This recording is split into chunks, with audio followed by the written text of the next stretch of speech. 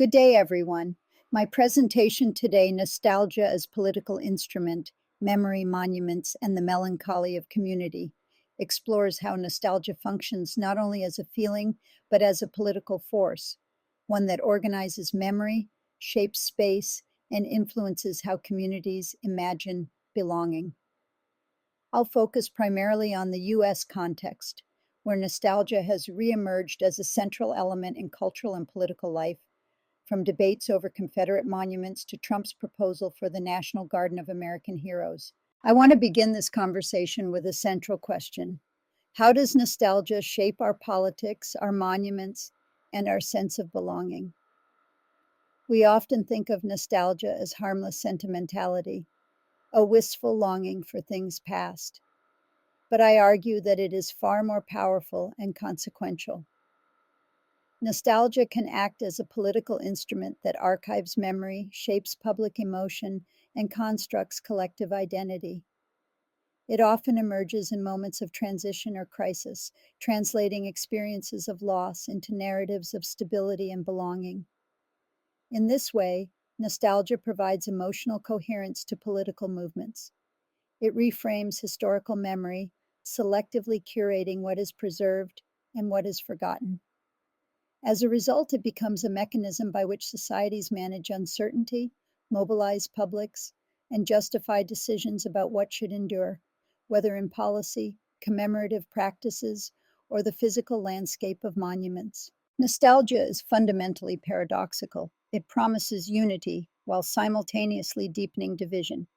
It offers comfort by assuring us that history is continuous and coherent, even when we recognize that it is fractured, contested, and incomplete. Nostalgia often functions as a soothing narrative, suggesting that there once existed a clear past to which we might return.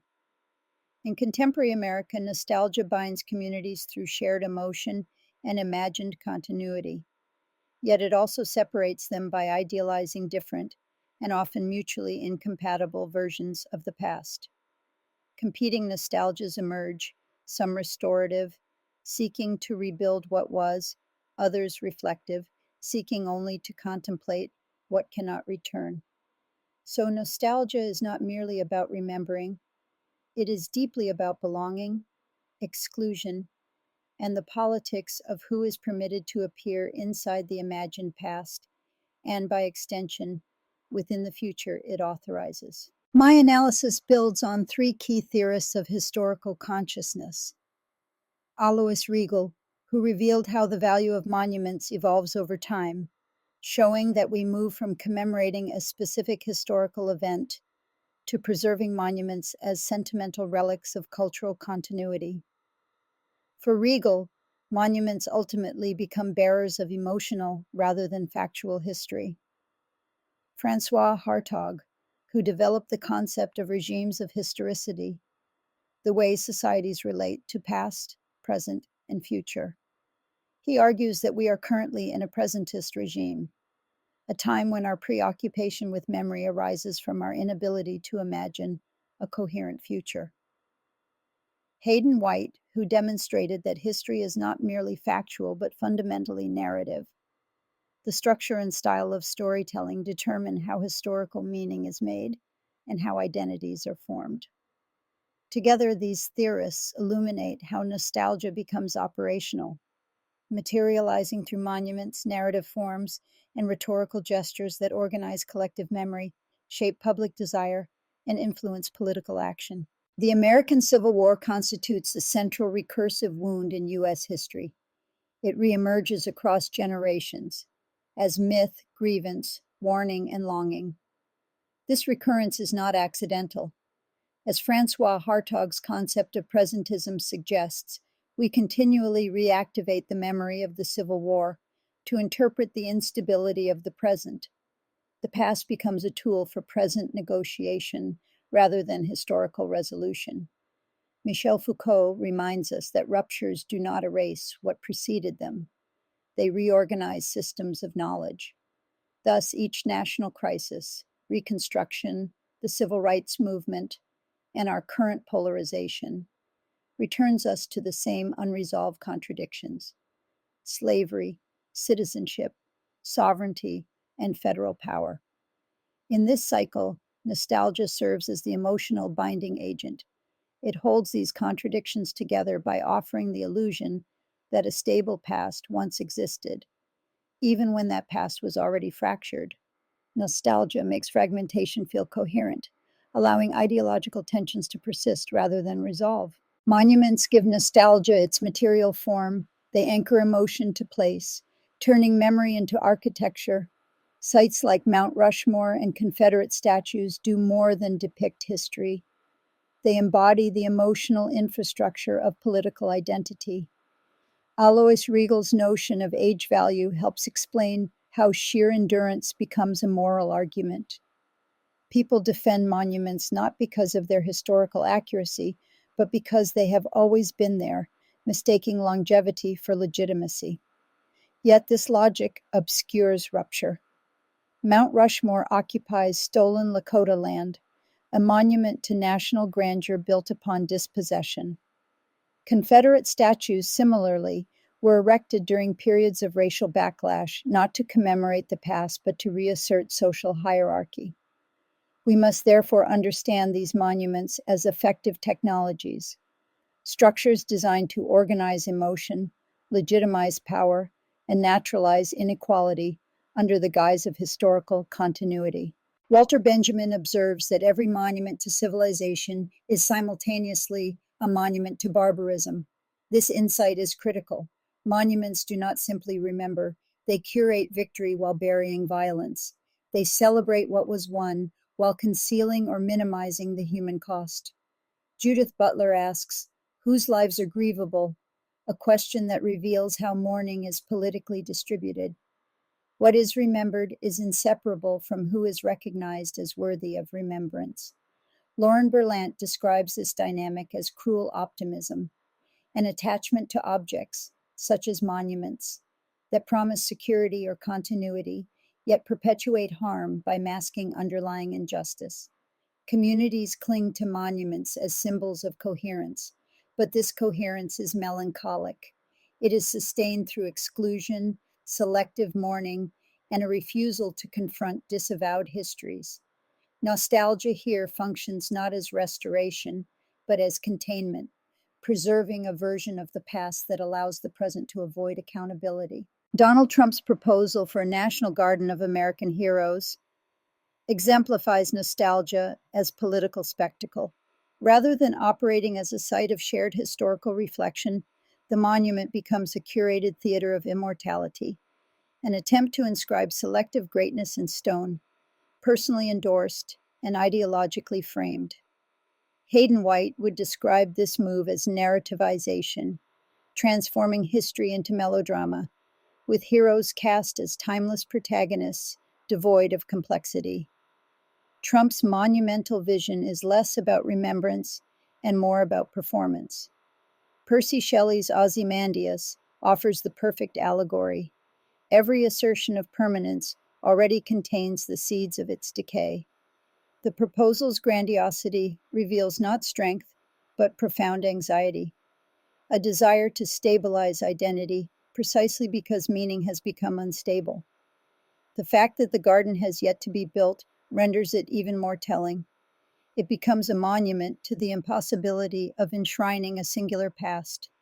The unfulfilled project stands as an emblem of the emptiness of that fantasy, nostalgia without substance, grandeur without ground. Nostalgia now functions not merely as sentiment, but as political infrastructure, an emotional system that organizes identity, public desire, and ideological alignment. Svetlana Boym distinguishes between two modes: restorative nostalgia, which seeks to reconstruct a mythic, idealized past, and reflective nostalgia, which dwells in the awareness of loss and temporal distance. Today's political deployments overwhelmingly lean toward the restorative, reviving myths of purity, greatness, and cultural coherence. Pierre Nora describes monuments and commemorative spaces as lieux de mémoire, sites where memory is preserved precisely because the lived tradition it once represented has eroded.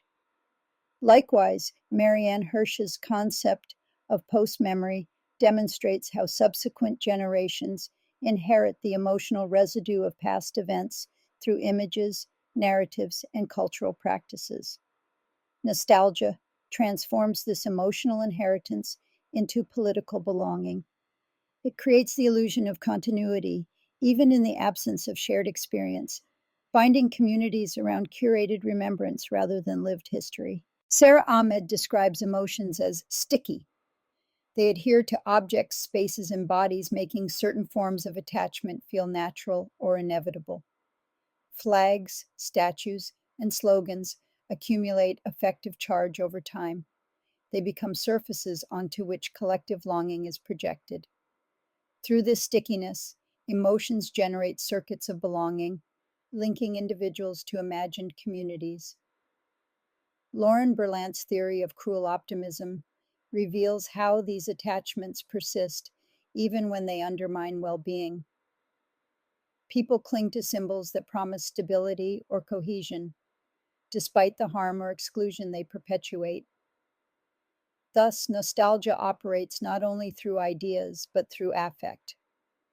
It is the stickiness of longing, the emotional adhesive, that keeps political identities coherent, even when those identities rely on fractured histories or ideological contradictions.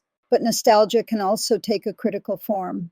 Walter Benjamin's concept of jet sight, or now time, describes interruptions in the flow of history, moments when the past erupts into the present, not to be restored, but to be reinterpreted and redirected toward transformation.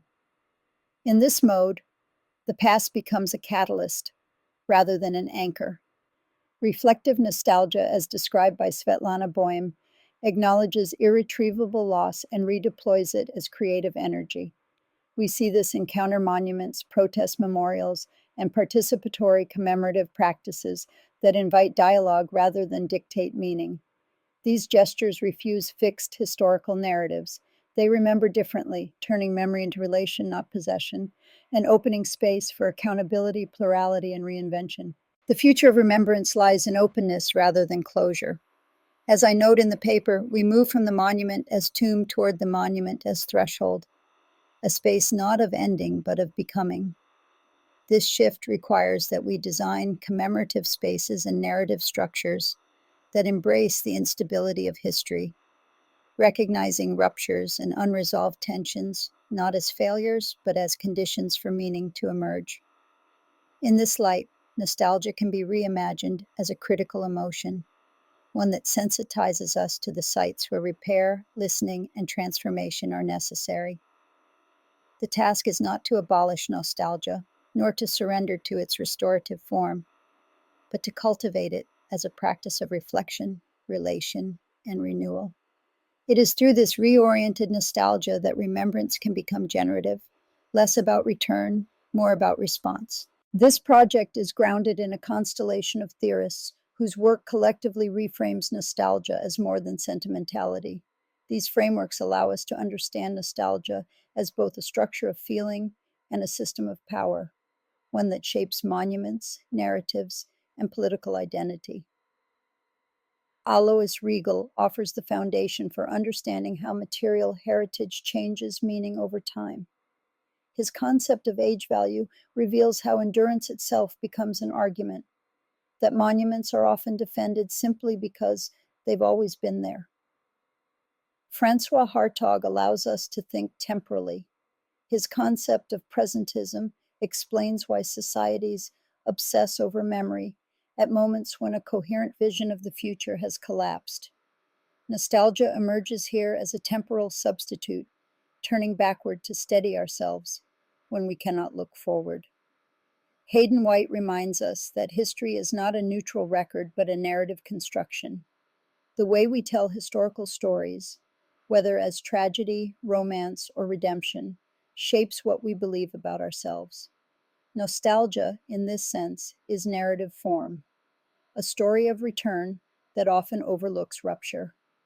Together, these three theorists provide a structural framework: material, temporal, and narrative. But to understand why nostalgia holds such power, we turn to a second set of thinkers who address its effective and ethical force.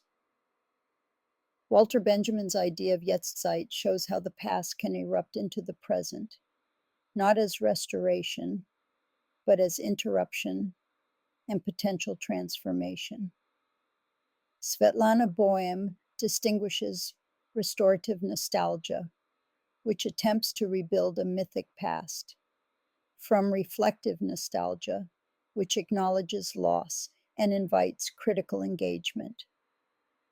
Lauren Berlant's concept of cruel optimism explains our attachment to ideals that promise coherence yet perpetuate harm. Sarah Ahmed describes emotions as sticky, binding us to objects, spaces, and identities.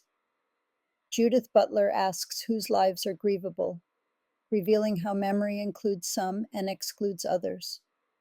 Through these lenses, nostalgia becomes legible not only as a longing, but as an effective technology, a way of organizing belonging, legitimizing exclusion, and mediating historical responsibility.